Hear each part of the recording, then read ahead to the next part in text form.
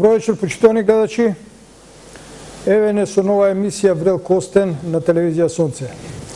Пред се едно мало извинување за доснењето на оваа емисија која настана поради технички причини. Се надевам дека ќе го прифатите нашето известување.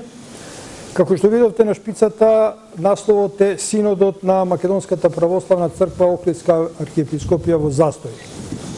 Тоа означува дека таму некои работи некако да тргнат од мртвата точка. За да навлеземе во темата на оваа емисија, дозволете ми мал вовед. Имено се сеќавате дека проблемот кој се влече со децении во Австралија по тамошните судови помеѓу македонските верници и надлежниот владика Петар, никако да дојдат до крајот, никако да се тие страсти смират и никако Синодот на Македонската православна црква не може да најде во себе сили тој проблем да го разреши на обострано задоволство и без никој да биде поразен. Но што се случува? Веројатно ви е познато дека се потрошија големи суми милиони долари напразно. Да ве потсетам дека пред 3 години Синодот на Македонската православна црква донесе една одлука со која што се обиде да направи едно половично решение. Тамошната епархија ја подели на две, со тоа што едниот дел го остави на дотогашниот надлежен архиереј владиката Петар, а владиката Тимотеј го назначи за нов администратор на новата епархија. Измина време, некако работите се тргнаа од жижата на јавноста, но се случи нешто што и е повод за оваа емисија, а тоа е следново. На 29 минатиот месец на веб страната на Македонската православна црква Охридска архиепископија, точно во 15 часот и 13 минути се појави едно соопштение кое е повод за оваа емисија. Во тоа соопштение се кажани некои работи кои никако да ги разбереме, и токму вечера ќе ги поставиме тие прашања. Што пишува во тоа соопштение? Зошто е тоа така напишано? Што ќе предизвика тоа што е напишано? Какви се можните последици? Вечерова разговарам со моите и ваши гости, кои ви се добро познати. Нашиот стар познаник и пријател Игор Аврамовски Александров, председател на Македонската православна заедница од Австралија, и нашиот колега од Сител Маријан Николовски, кој е добар познавач на црковните состојби. Почитувани гости, добро вечер. Добро вечер. Добро вечер. Почитувани гледачи, веројатно знаете од најавата дека оваа емисија оди во живо. Штом на мој знак режијата ќе ги постави телефоните на екранот, ќе можете и вие да се јавите во наша емисија, со тоа што ќе ве молам да се држите за темата на емисијата, да им поставите на нашите гости конструктивни прашања и да се држите до оние критериуми на нормалната комуникација, да нема тука нешто што не е пристојно за јавност. Ќе го почнам со Игор Аврамовски. Аврамовски, колку е стар овој спор што еве повторно е актуелен во Македонија? Па конкретно спорот со владиката Петар мислам дека почна некаде околу 96-та година. Инаку пред тоа имаше друг спор кој што исто така беше во голема мера од негова страна подбуцнуван. Тоа беше спор за да се смени предходниот надлежен владика, владиката Тимотеј, на негово место да се намести Петар. И јас бев учесник во тој спор од други причини. Бевме заведени дека станува збор за обид да се воведе некаков ред во епархијата, но за кратко време по доаѓањето на Петар на местото на владиката Тимотеј излезе дека тој тоа што го бара е сосема спротивно на она што го ветуваше. Ветуваше регистрација на епархија, ветуваше почитување на уставот на МПЦ, почитување на волјата на заедницата во однос на управувањето со епархијата, за разлика од претходната ситуација кога секоја општина водеше посебна политика, ако може така да ја наречам, имаше мешање од државните власти во водењето на црковните општини. За жал, за кратко време тој покажа дека сака нешто сосема спротивно да постигне, а тоа пред се беше да ги преземе под своја целосна контрола, лична контрола, сите имоти на македонските православни заедници кои што поседуваат храмови, но и други сали и центри и се занимаваат и со други општо македонски активности и да може целосно да ги контролира нивните финансии. А со тоа и да ја одземе народната моќ врз храмовите и да може да се управува со црквите таму како газда без било каква одговорност пред заедницата која што ги изградила тие цркви преку македонски православни заедници во форма на здруженија на граѓани. За кратко време почна судските спорови. Влеземе повторно во темата. Игор спомна дека спорот е околу кој ќе управува со имотите. Дали ти е познато колкави приходи тие имоти генерираат па се грабаат сега? Затоа што и од други мои колеги јам чуено дека суштината на тој спор е околу тоа кој ќе раководи со парите. Точно ли е тоа? Па, не знам дали е точно секаде парите се центарот на вниманието. Така. Не е исклучена. Она што за мене е значајно е и она што сметам дека е веќе ирационално е должината на трајањето на овој спор и мислам дека крајно време е некако да се најде начин да се затвори тоа прашање, затоа што пред се во интерес на македонската заедница во Австралија, која што благодарение на црквата таму е поделена, а суштината според мене на црква е да биде обединувач на кивото кое што е се нарекува диаспора. Ако ние овде се занимаваме и бараме начин како да се доближиме до диаспората што повеќе како матична држава, не гледам причина зошто црквата и тамошната заедница не најдат начини да се доближат барем луѓето кои што таму живеат на 100, на 200, некојаш и на 200 метри, не километри, 200 метри живеат еден од друг, а одат две различни цркви. Тоа е за мене глупоста на тоа прашање. Двајцата ќе ве потсетам дека владиката Методи Златанов, кој е еден од помладите членови на Синодот, изјави пред известно време, тоа известно време можеби има и една година, дека не треба парите со кои што располага црквата да се трошат на изградба на нови црковни храмови, туку постојните да се полнат со верници за да не зврјат празни. Не знам каква е состојбата во Австралија со посета на верниците, но Маријан знае каква е состојбата овде. Во Македонија верниците ги полнат храмовите само за празниците, Божик и Великден.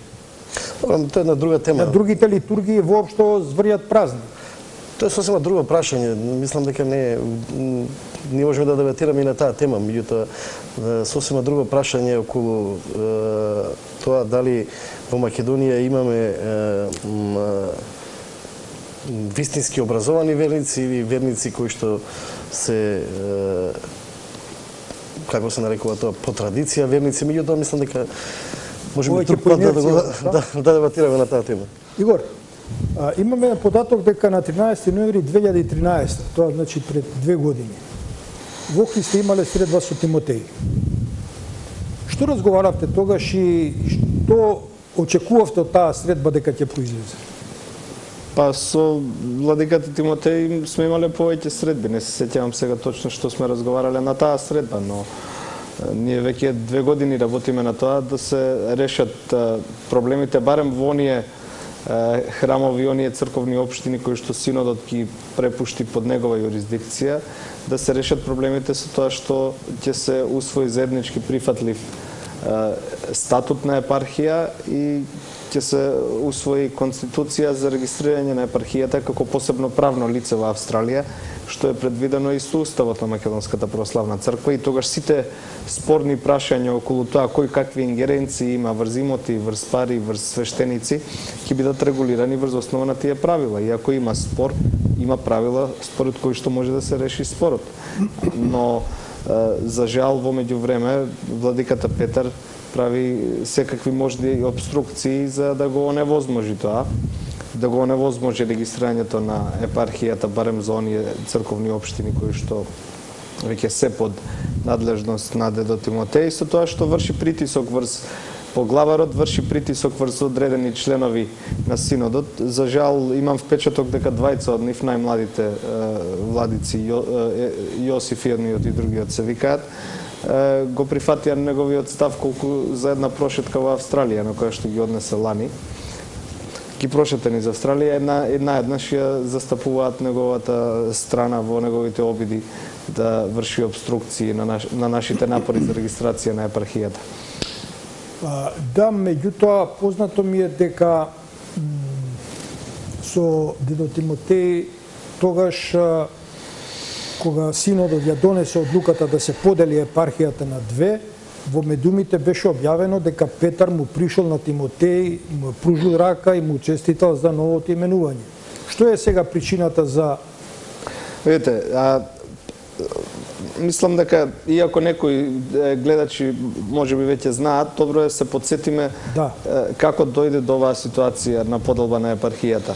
Ние на крајот на 2012 година, по 16 години тужби, политичка војна, мислам, пропагандна војна, прогласување на свештеници за расчинети, илјадници верници за екскомуницирани,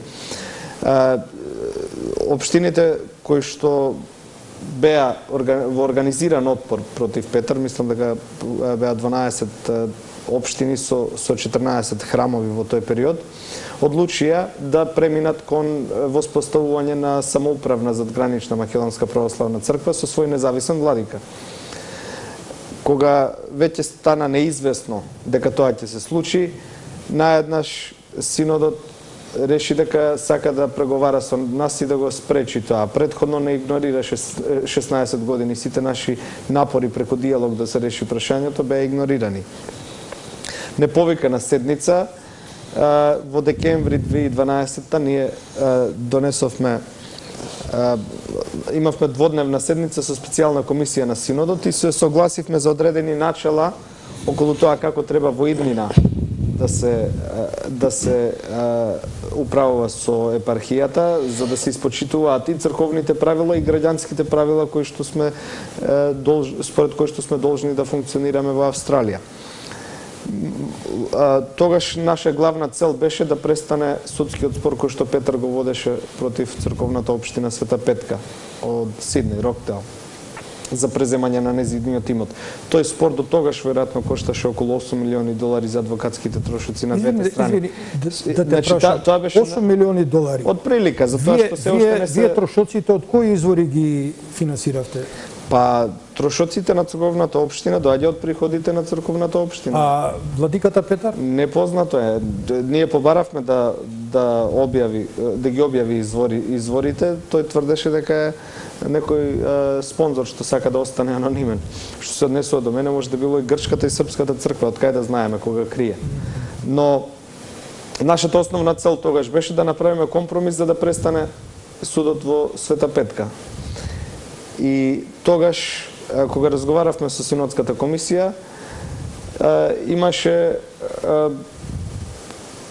опција да се повлече целосно владиката Петар и да се назначи друг владика на негово име на негово место за цела Австралија, или како преодна фаза оние 14 храмови кои што ги застапувавме со преговорите да влезат под директна надлежност на синодот додека не се спроведе транзицијата за поставување на нов владика. За жал, една недела подоцна, кога заседаваше синодот, наместо да се исполнат, наместо синодот да ги утврди оние начала кои што ги договоривме на преговорите, а преговорите ги водеше самиот архиепископ, уште од прво настана обструкција со тоа што синодот донесе одлука црковната општина Света Петка да остане под Петар, значи да може да продолжи он со судовите, а овие други 13 да останат под синодот. Значи уште од старт синодот не се придржа на тоа што го договаравме и Петар успеа со неговите уцени и закани до архиепископот и до други владици да ја задржи Света Петка под свое крило. Сега од тогаш наваму уште неколку работи се случија со кои што синодот покаже дека под обструкции на Петар ќе продолжи и понатаму да го кочи процесот. Иако се назначи владиката Тимотеј за надлежен на нашите 13 храмови и Петар излезе после синодска седница и кажа повеќе тој нема да коментира за ситуацијата во нашите храмови, нема да му се меша во работата на владиката Тимотеј, кога виде дека веќе ние успеваме да постигнеме некаков напредок во конечно воспоставување на правно регистрирана епархија за Австралија, наеднаш извади од ракав одлука за моја екскомуникација, да ме одлучува дека мене ме исклучува од христијанството. Мислам, што ме интересира. Дури и смешно, но колку и да е смешно, архиепископот ја потпише таа одлука, знаејќи дека предходно со мене како водач на делегацијата на овие 13 храмови преговараше за тоа дека ние влегуваме под юрисдикција на друг владика и дека Петар не може тука да се меша. После нашите обиди да дознаеме како архиепископот си го дозволил тоа, одговорот што го добивме беше смешен. Демек Петар кажал дека јас сум бил член на црковната општина Света Петка, која што била под негова юрисдикција, а на која општина јас припаѓам, во која општина јас сум и вработен, може да се види во самиот записник од преговорите. Значи многу му беше јасно тоа. И пак си го дозволи тоа, со што повторно ги обесхрабри пред се и нашите општини за тоа дали може да се спроведе. Знаеш што ме интересира? После таа седница 2012 заедничка вашата делегација со Синодската комисија, вашите членови на црковните општини што очекуваа вести од тие преговори, се информира од медиумите или вие кога се вративте ги информиравте членовите на вашите црковни општини што сте договарале со Синодот и каков договор сте постигнале? Управните одбори на сите црковни општини што беа во нашата група има свој делегати во делегацијата. Секој од нив се е задолжен да го извести својот управен одбор. И какви беа реакциите на верниците во Австралија во однос на... Кај добар дел од верниците имаше позитивно расположение, оптимизам, радост за тоа што сме мрднале од мртва точка, но кај добар дел имаше и песимизам со став дека тоа е само купување на време и измама за да не воспоставиме автономна Македонска православна црква за Австралија. Ќе видите вие Петар пак ќе прави проблеми и така излезе и продолжува и до ден денешен. Ние веќе од лани до сега на почетокот на годинава имавме епархиско собрание во Австралија. Присутен беше и митрополитот Тимотеј. Усвоивме нацрт епархиски статут, како што предвидува уставот на МПЦ. Статут кој што ги регулира сите спорни прашања за кои што предходно сме имале конфликт. Усвоивме и конституција која што е потребна за регистрирање на епархијата во Австралија.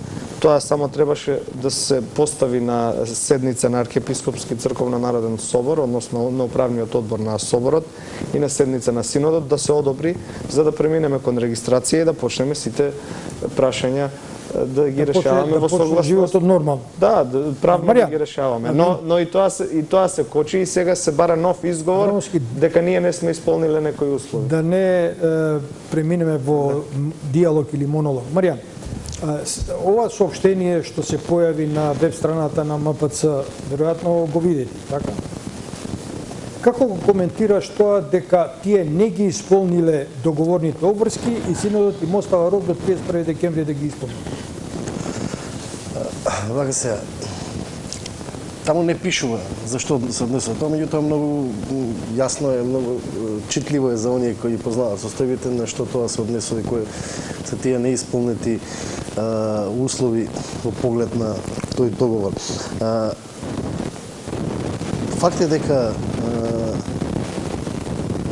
од 2012 некаде декември работите почна да се движат во еден правец кон решение на прашањето во Австралија. Меѓутоа факт е дека тоа премногу споро се одвива. Јас сметам дека главната причина за тоа е, односно имам чувство дека синодот на Македонската православна црква како тело, како орган на Македонската православна црква е во поглед на прашањето за Австралија како нефункционално тело и тука е оставена сепак битката на лична пресметка меѓу владиката Петар и владиката Тимотеј, за мене е грешка што синодот на Македонската православна црква не успеа да смогне сили и да го испрати во Австралија како втор владика на местото на Тимотеј, владиката Пимен, или можеби некој од помладата генерација владици. Мислам дека можеби ќе не идеа на некој вид поголемо разбирање во поглед на ова прашање. Факт е дека во тоа соопштение факт е дека стои неисполнет услов од страна на представниците на македонските црковни заедници по договореното, меѓутоа факт е дека има и прекршување на договореното, она што го зборуваше претходно Игор. Главната цел на тој договор, колку што мене ми е познато, требаше да значи барем во основа прекинување на судските процеси, што не се случи. Напротив, имаше овие изминативе 2 години покренување на нови судски процеси околу расчленување или исклучување од членство на некои членови на управни одбори во Света Петка и така натаму. Меѓутоа, пак велам дека главниот момент е дека треба да седне да се разговара и ако е потребно, можеби македонците во Австралија нека го повлечат својот прв чекор, нека ги суспендираат, односно нека ги пензионираат трите, мислам дека се 3, ако не се лажам, свештеници кои што условно кажано според мене се во моментов пречката за продолжување на диалогот. Да даде малку поголема динамика на емисија, режија ве молам, ако може телефоните за комуникација со гледачите да ги објавите на екранот, а во меѓувреме да му дадеме збор на Аврамовски. Значи, две работи прво да расчистам. Како прво, не постои договор со синодот. Ние имавме преговори со синодска комисија, на која што председателот на комисијата, архиепископот, кажа: ние немаме мандат во име на синодот да договараме, може само да преговараме, после тоа што ќе го заклучиме како начела, како заеднички прифатливи начела на овие преговори, ќе го дадеме на синодска седница. Од тоа што ние го договоривме, синодот го отфрли најосновното. А тоа е? Ниту пак после тоа имало дополнителен договор да речеме во ред, ајде сега да го измениме договорот, ако ви ова не го прифаќате. А најосновното беше дека црковната општина Света Петка треба да влезе под директна надлежност на синодот за да престанат судските спорови.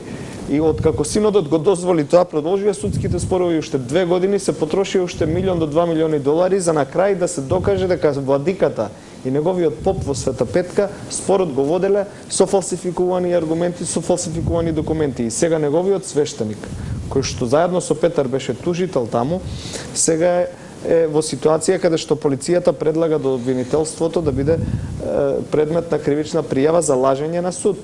Тој свештеник уште функционира како свештеник, а ставил рака на Библија и се заколнал во Библијата на суд дека ќе ја кажува вистината, додека со години го лажал судот и измислувал фалсификувани документи за измама. Дали Австралија е правна држава и таквите прекршоци ќе ги санкционира? Па ќе ги санкционира, но колку пари при тоа се потрошени на адвокатски трошоци кои што се сепак пари на македонскиот православен народ и треба да влегуваат во црквите. Значи најосновната цел на тие преговори синодот, најосновното начело на тие преговори, синодот не го ни прифати. Значи нема договор тука. После тоа ние почнавме посебни преговори со владиката Тимотеј за колку толку да можеме полека нешто да направиме. Ако не можеме со синодот да се договориме за се, барем за оние црковни општини кои што инаку ќе формираа независна, самостојна задгранична македонска православна црква да останат во рамките на МПЦ преку владиката Тимотеј и регистрирање на нова епархија. Значи, да бидеме јасни, договор нема и тоа беше по избор на архиепископот пред се, па после и на синодот. Тие ги не го прифатија договореното, а не може синодот сам да одлучува кои точки од тие 12 ќе прифаќа, кои не. Сега јас и ти да се договориме дека твојата куќа ја купувам за 50.000 евра. Добро, нема проблем. Чека да ја прашам жена ми ми вика: куќата земи, ама 50.000 евра не даваш. И што е, имаме договор да ми ја дадеш без пари куќата? Тоа е смешно воопшто да се зборува за тоа како договор. А што Маријан. се однесува до свештениците за кои што тврдат дека се причина за тоа што не е решено, начинот на назначување на свештениците е уреден со нацрт статутот кој што го усвоивме на епархиско собрание во Австралија. Во статутот јасно пишува дека не може храм да биде во рамките на таа епархија ако нема свештеник одобрен од надлежниот архиереј. Ако синодот сака да го реши тоа прашање, треба да го прифати и статутот. А статутот ги опфаќа сите други точки за кои што разговаравме со синодската комисија, освен тоа што Света Петка требаше да влезе во рамките на нашата епархија и не влегува.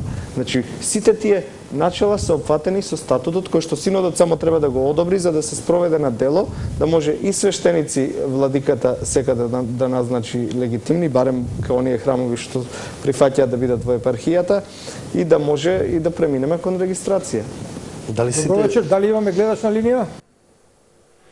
Реджија? Да.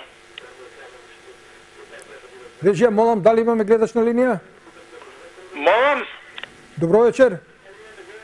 Добро вечер. Повелете кој се јавува?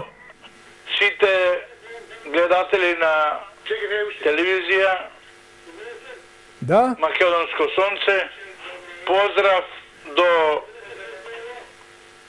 Игор Александров. Поздрав до сите. Благодариме. Моето Повелете. име е Климе Митрески. Игор многу добро го знаете, иако ние со Игор се имаме еднушка сретнато на погребот на Ристо Алтин во Мелбурн, може се сеќават. Така, повели Климе со твое прашање или предлог? За све што зборува Игор, тоа е во право. Така? Јас за себе можам да кажам дека сум јас еден од најголемите кривци Виновници мислиш? што Петар го донесов во Австралија и го направив тоа што го направив. Но барам од Господ да ми прости тоа што направив. Имаш ли Тоа комент... е најголемото зло што го направив. Имаш ли Климе некој предлог како да се разреши оваа состојба? Игор, знај, може, не знај. Јас преговарав и со дедо Гаврил, и со дедо Михаил, и со сите околу Петар. И сите беа на становиште дека Петар е најголемото зло кое ќе дојде во Австралија. Но сакав да направам еден компромис меѓу двете страни, затоа што бев ополномоштен представник на таа страна која сега ја застапуват Игор, ја застапував јас, пошто Игор тоаш не беше, беше друг човек, Ламбе беше и други, трети, така да јас мислев дека со моето доаѓање и со моите преговори со двајцата со двајцата владици ќе постигнам нешто. Митревски, Со те молам... Тимотеј. Ало. Климе, те молам, Да? ако имаш некој предлог како да се разреши оваа ситуација, кажи го во две реченици. Единствено разрешување на овој проблем е Петар подхитно дали милум или силом да си замени од Австралија. Петар ја растури цела австралиска и македонска црква. Него не му е местото во црквата. Добро, Климе Митревски, ти благодарам. Ти стави точка на твоето излагање. Што е расчине тој? Во ред. Режија, молам да му се заблагодарите на нашиот гледач Митревски, му благодариме на овие зборови. Маријан, коментар? Па не благодарам сега коментираме ставови на гледачи, сепак секој носи право на своје мислење, свој став. Јас пак ќе повторам дека за мене симптоматично е и малку е несвојствено синодот како тело да бега од решение на тој проблем, а имам чувство дека и голем дел од владиците како да се ставени на дистанца на од ова прашање. Се е оставено на релација Петар и Тимотеј. Може би двајцата најдобро ги познаваат состојбите таму, биле и едниот, односно сега си двајцата.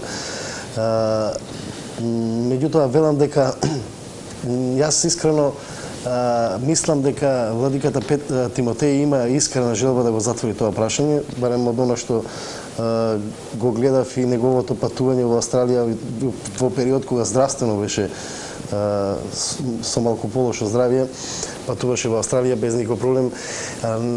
Колку што Игор веројатно знае повеќе, беше таму, меѓутоа од она што допираше до медиумите од информација таму, посетата беше прилично задоволителна. Тимотеј бил речиси во поголем дел од храмовите во посета, во некој служил, во некој не служил од разбирливи причини. Меѓутоа, велам дека кај него постои искрена желба, така барам јас мислам, да се надмине тоа прашање и мислам дека македонската заедница треба да му помогне во поглед на тоа. Ова што го зборуваше за несакањето на синодот да ја разреши ова проблематична состојба, ќе ми дозволите да го цитирам нашиот колега Теодор Блажевски, што го изнесе во неговиот текст Ни крст, ни кандило, објавено во Дневник.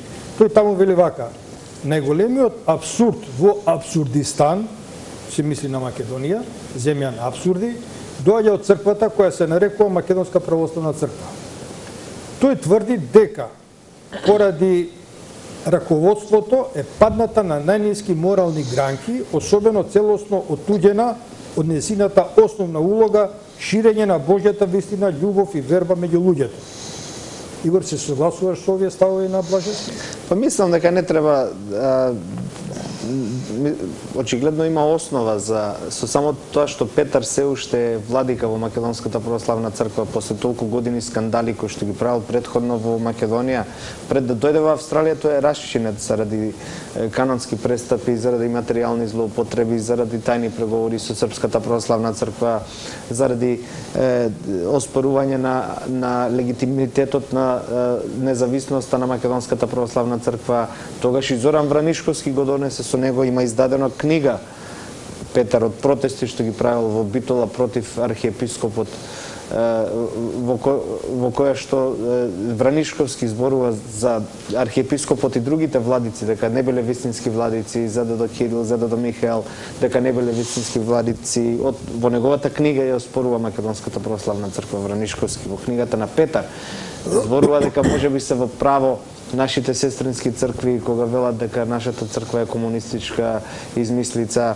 Значи, кога еден рушител на Македонската православна црква, кој што ја руши однатре, од почетокот на 80-тите, успева до денешен ден да остане владика и да може да влија и врз синодот и врз архиепископот на ваков начин, како што влија во Австралија, да продолжи една деструкција на црквата во Австралија веќе 18 години. И покрај тоа што и на суд веќе фатен како измамник и лажго, кој што милиони потрошил за неговата измама, значи нешто навистина не е во ред во врвот на Македонската православна црква. И сега не треба да се генерализира од аспект на тоа што сите епархии во Македонската православна црква уставно се автономни, самоуправни и сите владици си ја водат својата епархија како да се архиепископи на таа епархија. Значи не мислам дека стандардот е ист во сите епархии, но очигледно има доволно слабости во раководството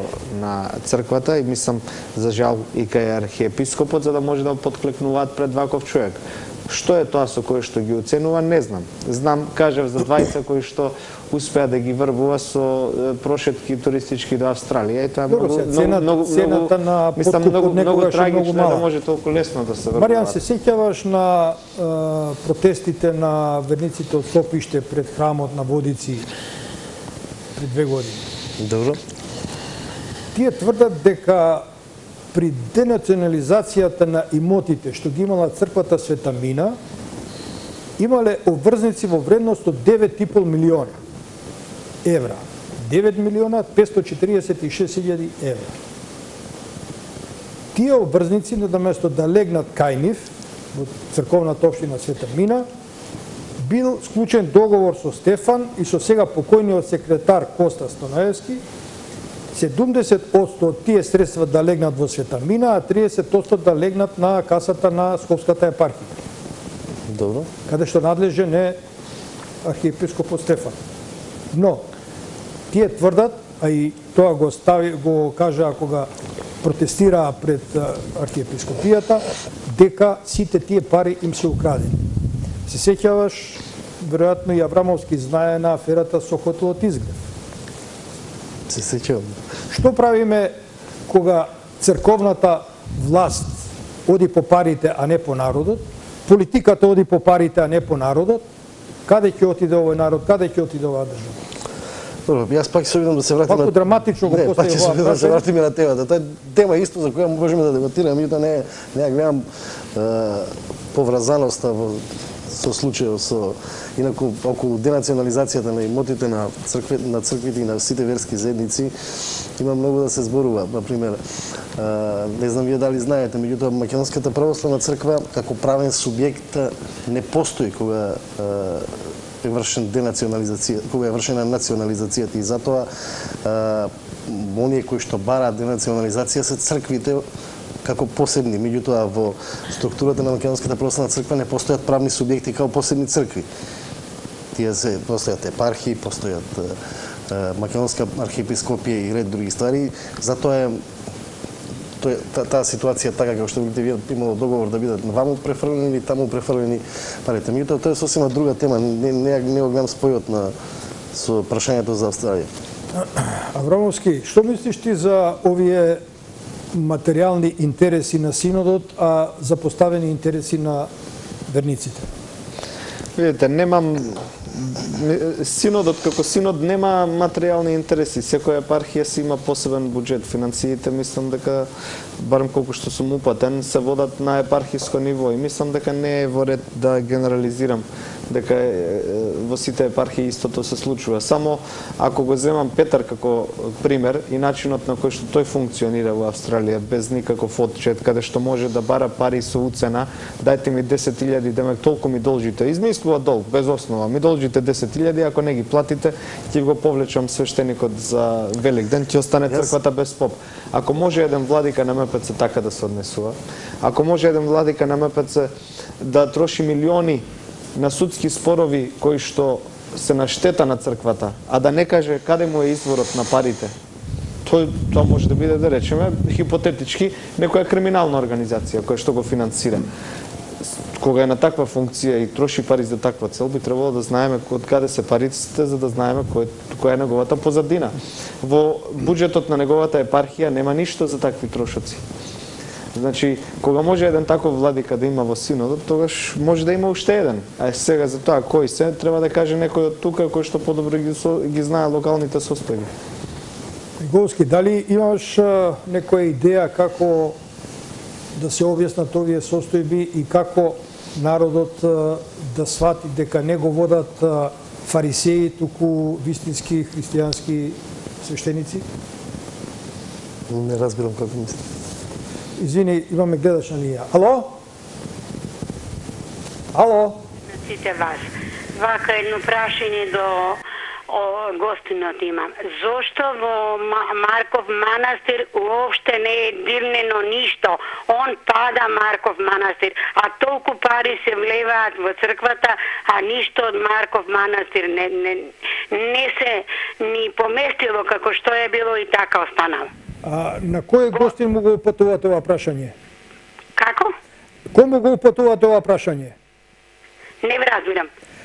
Прашањето што го поставивте за Марков манастир, на чија адреса го упатувате? Лично на вашиот гостин и на овој новинарот што е.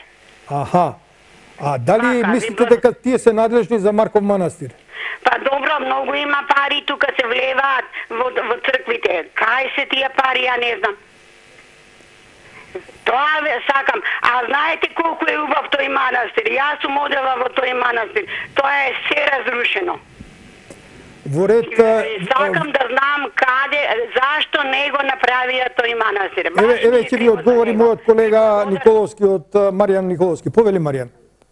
Јас не знам почитувана господија, кога Меѓутоа манастирот, Марков манастир во моментов е едно прекрасно место, таму има едно женско монашко сестринство кое манастирот последните 2 години и повеќе го воскресни и едно прекрасно место за една викенд прошетка, кога сака може да помине до манастирот и да види сосема различно од она што зборува. Повелете Аврамовски? Само сакам јас да додадам дека нашата битка во Австралија е токму за тоа начинот на кој што се употребуваат средствата кои што влегуваат во храмовите да бидат транспарентни и народот кој што учествува во тоа да има форма, во овој случај преку членско собрание, преку регистрација на општината како здружение на граѓани со законски утврдени права и ингеренции, народот да има прилика да бара отчет од оние кои што управуваат со средствата и со имотите, а да може и преку државата да се води контрола, да нема злоупотреби. И за Марков манастир се согласувам со Маријан дека е прекрасно место, бев таму лани. Колку средства влегуваат и како се трошат, тоа не знам, но би требало барем луѓето од локалната македонска македонска православна заедница да имаат пристап до такви информации, за да не треба мене да ме прашуваат или Маријан да го прашуваат. Имаме нов гледач на линија. Ало? Добро вечер. Режија, молам, дали имаме гледач на линија? Да. Ало? Да, повелете. Добро вечер. Добро вечер. Елизавета Анчевска од Кадина. Поздрав до вас, господине Милан. Повелете. Имам прашање до представникот од Синодот. Ме интересира кој ги прави тарифниците за наплата на крштевки, венчевки и слично. Мислам, со последниот тарифник тоа е страшно. Мислам, нека се преиспитаат малце надлежните кои што го прават тој тарифник, дека е срамота едно семејство кое што оди на крштевка, мислам со сите давачки, со кумови и таму да плаќа повеќе од 6000 денари. Срамота. За венчавките да не правиме разговор. Добро, ви благодарам на ова јавување. Имаме коментар за тарифите од црквата? Прво не знам кој е представник на Синодот овде, али не.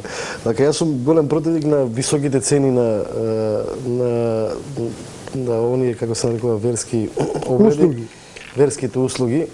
Меѓутоа, како што знам, тие ги одредуваат дека архиите посебно или на ниво на црква. Точно е дека во Македонската православна црква има високи тарифи, меѓутоа ги има високи тарифи во сите православни цркви. За жал,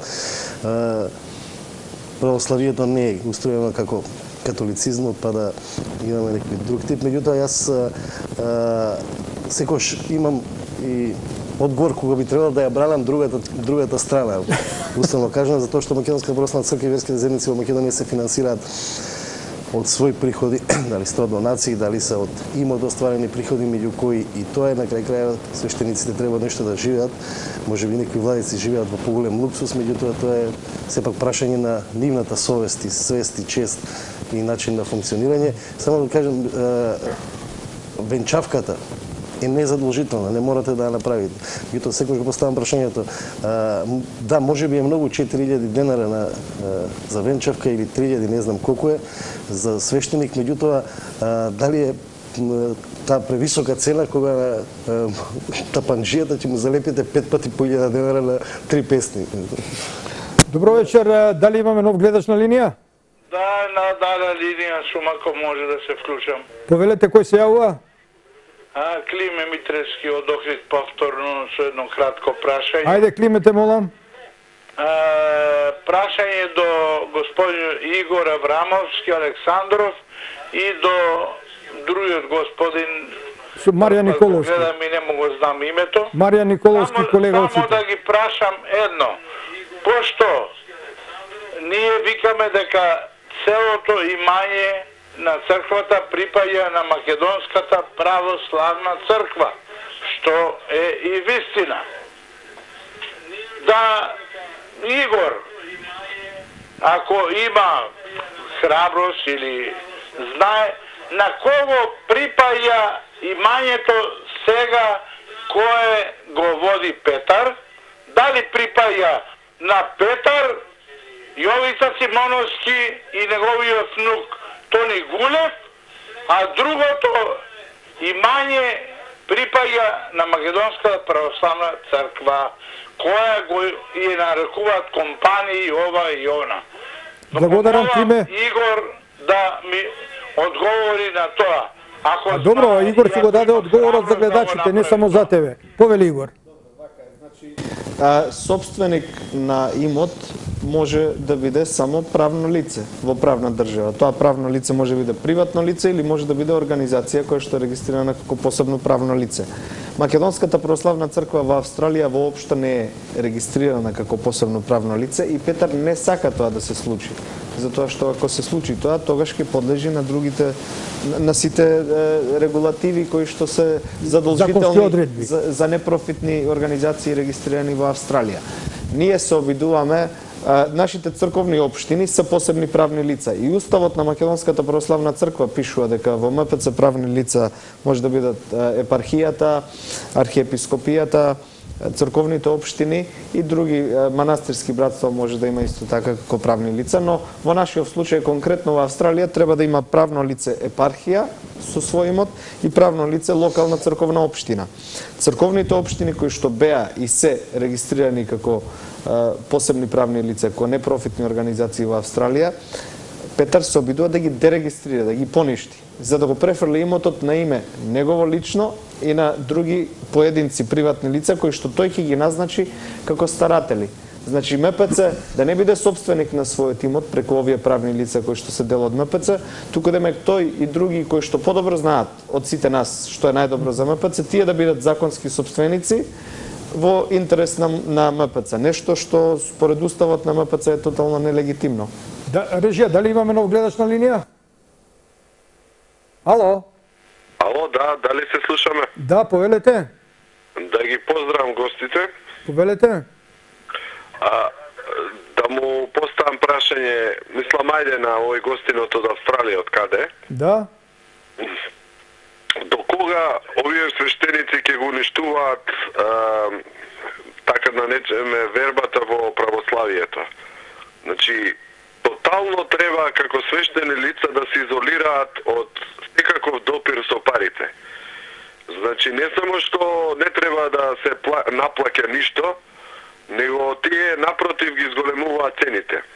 Знаеме дека свештените лица и овде и во Австралија, поготово овде во Македонија, имаат огромни земјишта, огромни, да кажеме, огромен капитал во недвижнини. Сето тоа, ако се стварно православни лица, треба да го поделат тој имот и дадат на сиромашните луѓе. Во секоја црква поголема треба да има народна кујна, односно кујна за гладни луѓе. Да земеме во сите религии, да кажеме, свештените лица ги помагаат тие што немаат да јадат, тие што немаат пари. Кај нас во православието е сосема обратно. Единственото решение е државата да даде плата на свештениците, ако зимале 500 евра сега плата, да нека им дадат и 1000 евра ако треба, но се да биде бесплатно. Така ќе се врати верата во православието во нашиот народ. Добро. Мизерија е тоа, народот се помалци иде во црква заради тоа што гледаат што му се случува. Имаат еден тарифник, не прашуваат луѓето дали имаат, дали немаат. И тој тарифник од година во година се зголемува. Кога идете на било кој, да кажеме, свечен, мислам, некој ден што е православен ден кога се оди во црква, ставаат се повеќе и повеќе штандови 10-15 со икони, со не знам што, за да се повеќе и повеќе земат пари од народот. Значи, од продавање свеки до бацување икони, до не знам што, по 20, по 30 треба да се помине, секој што ќе дојде најмалце треба 100 денари, 200 денари да остави само на икони. Добро, ве молам, вие поставите прашање и дефинициите да ги оставиме за подосна. Не прави бизнис од тоа. Слушаме дека во Австралија многу православни објекти станале коцкарници. Во ред. Режија, ве молам да го прекинете гледачот, бидејќи дава дефиниција, прашањето го постави. Верувам дека времето не гази, терминот за емисијата полека истекува. Имаме уште еден гледач на линија и тоа е веќе крај. Повелете. Ало? Ало, добро вечер. Добро вечер. Бети Јанчевска повторно. Побели Бети? Значи имам директно прашање само. Дали представникот на Синодот е свесен кој ред го создава господин Стефан кој ќе се појави со црниот джип меѓу народот? Толку. Значи да го пренесе тоа таму кај што треба да го пренесе. Пријатна вечер и се најдобро. Пријатно. Значи, прашањето беше, кога ќе го видите, Маријан, ти имаш повеќе прилика, дедо Стефан со црниот джип, прашај го во име на гледачите од каде му се парите што го купи. Добро ќе го праша. Маријан, само не околу Игор, дали имаш некоја завршна поента на вечерашнава дебата? Може ли само пред тоа, само кратко една анекдота да чуем за околу тоа за джиповите, тоа не е карактеристика. Јас сум пришол многу околу тоа, меѓу другото и за Мерцедесот на архиепископот. Не е тоа карактеристика само за Македонската православна црква. Има една анекдота која веројатно вистина, кога го прашале покојниот патриарх Павле во Србија зошто тој доаѓа со трамвај на синодска седница, останатите владици доаѓаат на седница со джипови, со Мерцедеси, со било какви, одговорил дека тоа е затоа што они се завештени на сиромаштија. Замислете како би доаѓале ако не биле завештени на сиромаштија. Така што околу темата која што ја начни господинот претходно околу неплаќањето и плаќањето, да не забораваме дека сепак верските заедници во Македонија по закон функционираат како здружение на граѓани. Тие може да остваруваат приходи од разни начини, активности, меѓутоа немаат друг извор за финансирање, да речеме. Идејата за државна плата е тотално погрешна, затоа што Македонија е секуларна држава и ние не можеме да разговараме на таа тема. Може да бидат на буџет. И за да дојдеме да разговараме, ако некој сака да се разговара на таа тема, тоа не значи дека од утре треба да бидат, ако бидат на државна плата, треба од негде да се најде извор на тие пари, не може да бидат. Значи ќе треба да се воведе верски данок. Пак ќе треба граѓаните и буџетот се обезбедува самите граѓани. Аврамовски повели. Прво во однос на тоа што се наплаќа. Можам да зборам барем за оние црковни општини во Австралија со кои што јас работам. Конкретно за Македонската православна општина за Сиднеј, да речеме, каде што сум генерален раководител на заедницата, кој што има 2 храма. Тоа што го наплаќаме ние како црковен данок за крштевки и венчевки, тоа е искалкулирано за да може од една страна да си дозволат барем мнозинството од луѓето кои што ги користат тие услуги да го платат без поголеми потешкоти, од друга страна за да може зависно од тоа нели колку крштевки и венчевки има низ годината да може да се одржува храмот, да може да се одржува зградата, да се плаќа свештеникот. Кај нас барем во нашите општини нема свештеници кои што раскошно живеат, сите добиваат доволно за да можат скромно да живеат, за да може да се плаќаат чистачи, мајстори и сите тие други работи кои што се потребни за да функционира храмот. Но за оние лица кои што ќе достават барање до нас за олеснување, затоа што се во некоја потешка финансиска состојба, за нив ние не плаќаме ни за венчевки, ни за крштевки. Но мнозинството, односно сите кои што плаќаат, воопшто не се жалат за цената, затоа што нашите цени се и пониски од цените на другите православни цркви. Но тие цени во Австралија ги поставуваат одбори кои што се избрани од локалната заедница, имаат чувство и разбирање за состојбата во која што живее локалната заедница.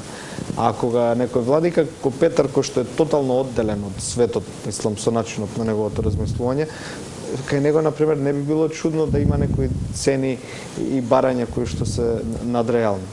Што се однесува до джипот, мислам дека малку се со медиумите се претерува околу тоа колку вреди тој джип. Мислам една грешка која што ја прави синодот во поглед на тие перцепции кои што сепак се лоши за црквата е што недоволно комуницира директно со народот за да ги објасни некои работи. Инаку пред се возило во кое што се вози архиепископот треба да биде безбедно. Јасно.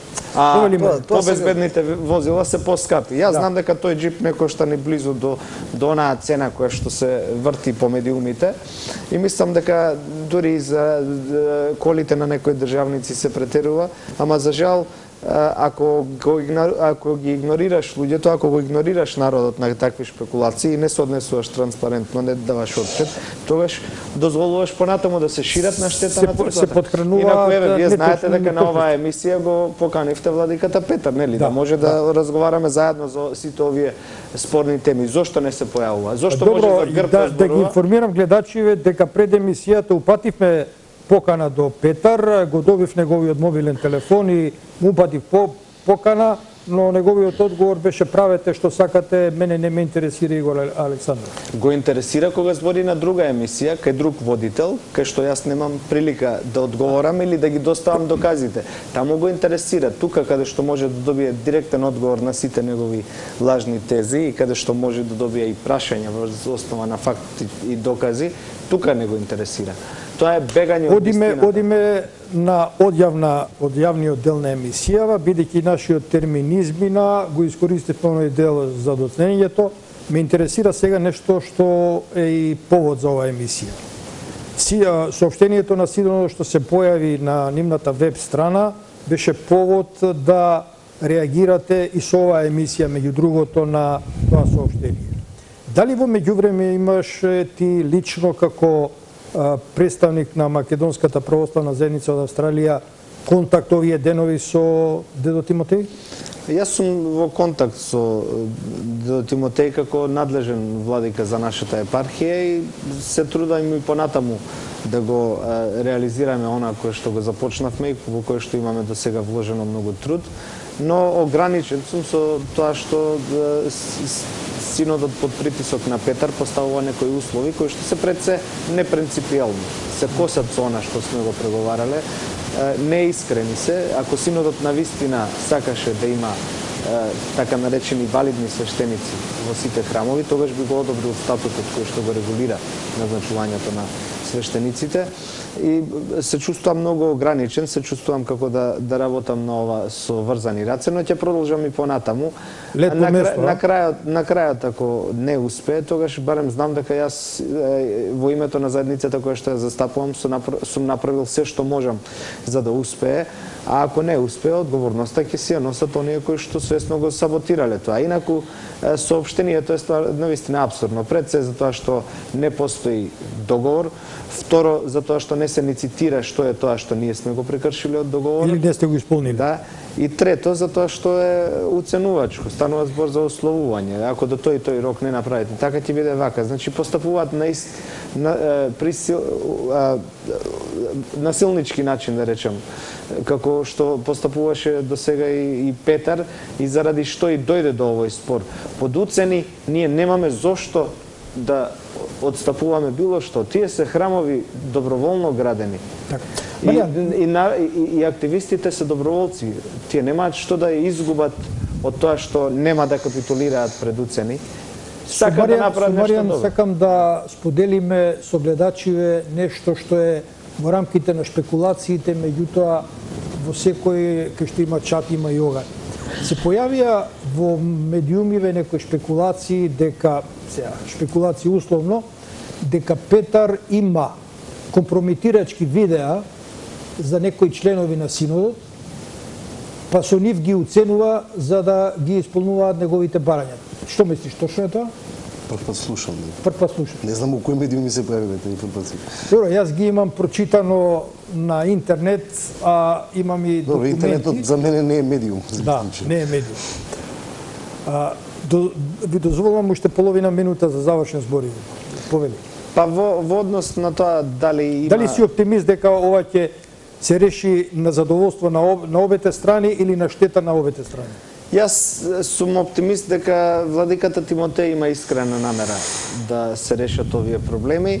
Колкава поддршка има од другите владици во Синодот, активна поддршка зборувам, и колку архиепископот ќе му го дозволи тоа, и со што Петар го уценува архиепископот постојано да ги менува правилата на игра, постојано да ги менува стативите, не знам, и мислам дека треба да дознаеме за да знаеме со што си имаме работа, за да не излезе дека залудно се бориме. Твоите половина минута? Јас не очекувам дека архиепископот Стефан ќе застане и ќе заде решение на овој спор, затоа што не е застанал за да ниту едно концизно решение за било кое прашање Македонската православна црква. Не очекувам ни голем дел од владиците на Македонската православна црква да влезат поактивно во решение на ова прашање. Единствено очекувам дека здравието на владиката Тимотеј ќе го послужи за да продолжи да ја финализира својата цел, кој што јас кај него искрено препознавам желба да се затвори ова прашање и мислам дека ќе успее ако македонските црковни заедници му се партнер во тој процес, а не станат негова пречка. Моја лично мислење, кога јас би бил на местото на Игор Александров, например, му понудил на Петар, односно преку синодот, дека сите трошоци кои што се адвокатски ги има на долг, како долг кон судовите, да ги платат они и он да се повлече комплет од Австралија. Тоа јас, например, кога бил на негово место, му го предложил како предлог. Кога би ги имал тие пари? Ова беше врелиот Костен на синодот на Македонската православна црква во застој. На крајот се развие една атмосфера на поинтересна дебата, секогаш крајот е најинтересен. Нашиот термин за емисијата измина, на моиве гости им благодарам за учеството и изразувам надеж дека времето што доаѓа ќе им донесе некое решение што ќе ги задоволи барањата на мнозинството граѓани кои се верници на Македонската православна црква. Почитувани, упатувам до вас еден апел. Оваа емисија беше најавена на наша програма, меѓутоа веројатно некои гледачи ја пропуштиле, а се заинтересирани да ја видат. Пренесете им дека репризата, првата реприза ќе биде утре на нашата програма во 20:20 часот, а втората реприза може да ја видите во вторник во 21 часот. Ви посакувам секое добро, на моите гости успешна кариера натаму, а вам пријатна вечер со нашата програма. Пријатно!